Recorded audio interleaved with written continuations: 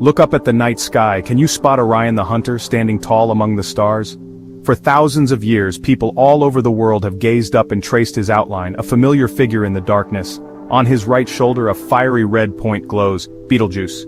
It's one of the brightest stars in the sky, and its deep crimson hue sets it apart from the cold blue and white stars nearby. This is no ordinary star, it's a supergiant, a true cosmic heavyweight, nearing the end of its life. Betelgeuse is so massive and unstable that it pulses and changes brightness, as if it's breathing in the night. For millennia, Betelgeuse has fascinated us, a glowing ember in the cosmic dark. Ancient civilizations built myths around it, and astronomers have watched it with wonder trying to unlock its secrets. Imagine, what if you could fall into this colossal star? What mysteries would you uncover as you approached its fiery surface, and what would it feel like to stand on the edge of such a cosmic inferno? To fall into a star is to witness the universe at its most extreme. The forces at play here are beyond anything we experience on Earth. Gravity, heat, and light all pushed to their limits. Betelgeuse is not just a destination, it's a gateway to understanding how stars live and die. By studying it, we learn about the life cycles of the cosmos, and the fate that awaits even our own sun. Let's board our ship of imagination, and set a course for the shoulder of Orion. Picture yourself as an explorer, venturing into the unknown, ready to witness the wonders of a dying giant. Leaving our solar system, the sun shrinks to a distant point as we cross the cold, vast interstellar space. The journey is long, but the destination is worth every light year. We're heading for a star so large, its surface would engulf Mars, and maybe even Jupiter, if it replaced our sun. Its sheer size defies imagination, stretching out far beyond the orbits of the inner planets. Betelgeuse could swallow hundreds of millions of suns.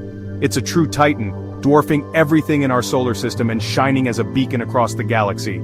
As we approach, it fills our view, a vast, churning sphere, its surface alive with violent storms and pulsing energy. The outer layers boil and surge, casting off clouds of gas into space. This is a red supergiant swollen to incredible size in its final dramatic act. Soon it will explode in a supernova, scattering its elements across the cosmos. The stage is set for our descent. Prepare to witness the heart of a dying star, a place where the universe's most powerful forces are at work, shaping the future of galaxies. Betelgeuse is a red supergiant, one of the final stages in a massive star's life. It's about 640 light-years away, so the light we see tonight left during the Middle Ages. When you look at Betelgeuse, you're looking back in time. Find it in Orion, above the belt, a bright reddish-orange star. Its name and color have inspired myths for centuries. If Betelgeuse replaced our sun, its surface would engulf Mercury, Venus, Earth, and Mars, maybe even Jupiter.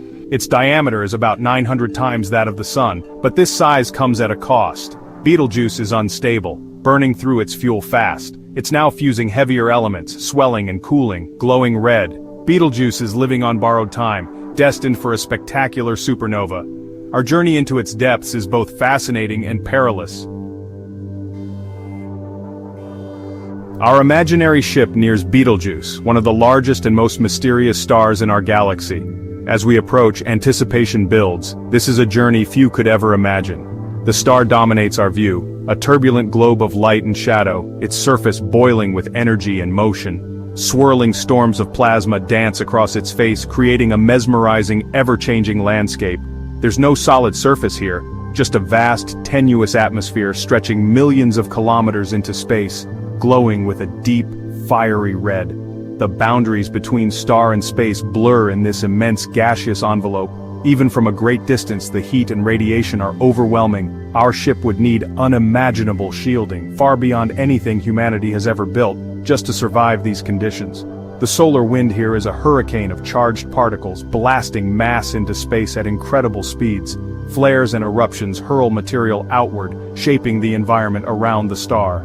We enter the star's extended atmosphere, a diffuse region filled with gas and dust, remnants of the star's past eruptions and ongoing activity. It's a place where history and present collide. The temperature is already thousands of degrees Celsius, rising rapidly as we draw closer. The very air around us shimmers with heat. Without protection, a human would vaporize instantly. No suit or shield could save us from this inferno. The environment is utterly hostile to life. Betelgeuse breathes, expanding and contracting over 420 days, its brightness pulsing in a slow cosmic rhythm. This is a living star, changing before our eyes. We witness this cosmic heartbeat up close, feeling the power of each pulse as the star's outer layers swell and recede. The gravitational pull grows immense. We're now caught in its grip, drawn ever closer by the star's colossal mass. We're not just visiting, we're beginning our fall into the fiery abyss, surrendering to the star's irresistible attraction. The star's surface is a dynamic, violent place with enormous convection cells and shifting patterns. Giant bubbles of plasma rise and fall, each larger than entire planets. We're approaching a living, unstable giant, an entity in constant turmoil, its fate written in the language of fire and gravity. The scale and power are beyond comprehension. Betelgeuse dwarfs our sun, its presence both awe-inspiring and terrifying. Our descent has truly begun, and there's no turning back from the heart of this cosmic beast. We cross into the chromosphere, a vast, turbulent layer above the visible surface. The gas is still thin, but the temperature soars to over 3,000 degrees Celsius.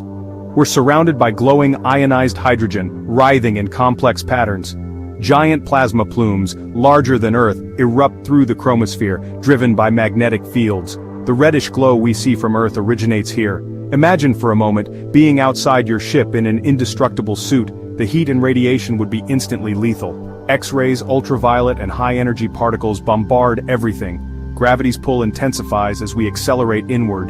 The chromosphere is a battleground between outward energy and inward gravity. We fall through a fiery red sky, directionless except for inward. There's no turning back. We breach the photosphere, the star's surface, where most of its light is emitted. The gas is denser here, but still less than Earth's air. The temperature remains over 3,000 degrees Celsius. Inside, it's a thick, glowing fog. Light comes from all directions. We're immersed in a sea of incandescent plasma, vision limited, the outside universe gone. Pressure builds, squeezing our ship from all sides. Betelgeuse's photosphere is dominated by massive convection cells, bubbling regions of hot gas, each larger than our sun. We're tossed about by these currents, like dust in a boiling pot. The fate of a human here is instant vaporization and crushing pressure. Atoms are stripped of electrons, becoming part of the swirling plasma. You wouldn't just be in the star, you'd become the star. Your matter is now indistinguishable from the ancient hydrogen and helium around you. The journey is no longer about survival, but transformation. We plunge deeper. Below the photosphere lies the convection zone, a vast boiling ocean of plasma. Temperatures soar to millions of degrees, density increases dramatically. Matter here is a thick, viscous sea, denser than water yet flowing like liquid. Huge blobs of plasma many times Earth's size rise and fall in violent cycles. We're swept up in colossal whirlpools, spun and dragged by forces beyond imagination. Atoms are fully ionized, a soup of nuclei and electrons. The laws of everyday physics no longer apply. Nuclear and electromagnetic forces rule. Any ship or suit would be annihilated long ago. Our atoms are now part of the convective flow, heated, crushed, and circulated within the star. The journey is no longer something we observe, it's happening to our very essence. We're carried ever deeper toward the center. The star is a living, churning engine. There is no escape. Deeper still, pressure is millions of times Earth's atmosphere. Temperatures reach tens of millions of degrees. We approach the radiative zone, where energy moves by light, not boiling currents. Here, plasma is so dense that photons bounce around for thousands of years before escaping. Gravity's force is relentless, squeezing the core and powering nuclear fusion. Our atoms are now part of a system in violent balance. Gravity crushing inward, fusion pushing outward. We're falling through the heart of this cosmic battle where elements are forged. The star's struggle is the engine of creation. We reach the core, the star's engine room. Temperatures exceed 100 million degrees, pressure is billions of times Earth's atmosphere. Density is staggering. This is the crucible where new elements are born. Betelgeuse's core fuses helium into carbon and oxygen, then heavier elements in concentric shells. Our atoms are now raw material for the star's furnace, fused into new elements. In the most literal sense, you are recycled, transformed into the building blocks of future worlds. There's no final moment, just seamless integration into the star's core. You become part of Betelgeuse's fiery soul. The journey that began with a glance at a red star ends in the heart of creation. Here, you participate in the grand cosmic cycle. Your matter will one day be scattered across the galaxy. You have not just fallen into Betelgeuse, you've become part of its legacy. The cycle continues. Betelgeuse is nothing like our sun. While both are stars, Betelgeuse is a red supergiant, one of the largest and most luminous stars in our galaxy. Its sheer size dwarfs the sun, making it appear tiny by comparison. Our sun is stable and long-lived, burning steadily for billions of years. Betelgeuse, on the other hand, lives fast and dies young, burning through its fuel at a furious pace. When the sun dies, it will fade quietly into a white dwarf, gently shedding its outer layers and leaving behind a faint, cooling ember in the vastness of space. Betelgeuse's end will be a cataclysm, a spectacular Type II supernova, one of the most powerful explosions in the universe. Its core will collapse in an instant, and the outer layers will explode outward in a brilliant, short-lived beacon that will light up the cosmos. For weeks, Betelgeuse will outshine the full moon, visible even in daylight, captivating skywatchers across the Earth with its dazzling brilliance. The explosion will hurl newly forged elements across the galaxy, scattering the building blocks of planets, life, and future stars far and wide. The carbon, oxygen, and iron created in its heart will seed new stars and planets, enriching the cosmos with the ingredients for life. This is Betelgeuse's legacy, an endless cycle of creation, forging the elements that make life possible throughout the universe. The iron in your blood, the calcium in your bones, the oxygen you breathe, all were born in stars like Betelgeuse, connecting us to the cosmos in the most intimate way. Our journey into Betelgeuse is a journey into our own origins, a reminder that we are part of a much larger cosmic story. We are made of stardust, the remnants of ancient stars that lived and died long before our sun was born. Betelgeuse is one of the magnificent cosmic factories that makes it all possible, shaping the universe and ultimately us.